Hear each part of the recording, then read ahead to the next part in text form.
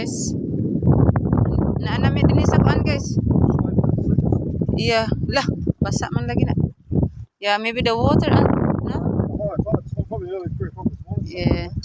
Oh guys, naanami din. Oh, mani. Okay guys, harangan kay. Kuan, asa ni? Be careful, watcha. Be careful, it's slippery. It's been higher. The tide's been higher. Yeah. It's 3 o'clock this morning. Kanang kuan guys, sa lahat na daghang birds eh. Oh, it's heaps of birds over there. Look. Wa na, hindi na pwede mga tugdulo guys kay giharangan na oh. Tanawa. Kay kuan man gud naguba man gud na sa kuan guys sa Baguio. Yeah, look over there, heaps of birds.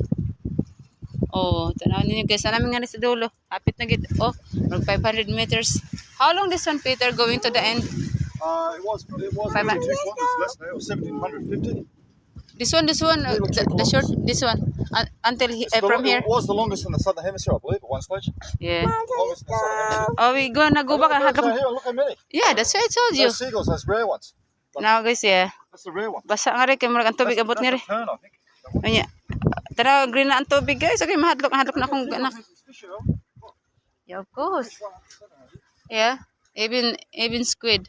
Oh guys, oh. Green na ang tubig. Hadlok na akong anak kay. Mamalik na ko namin. Lawam na din niya guys kay green ang tubig. Murag super high tide okay, basa kayong kuan. JT. Giharangan kay gabok na ba? Delikado na. Kay atong naguba sa Baguio. May Baguio in 2014 kuno. Panayo. Oh, almost 2 kilometers lagi ang kuan ni guys. 17 kilometro ba?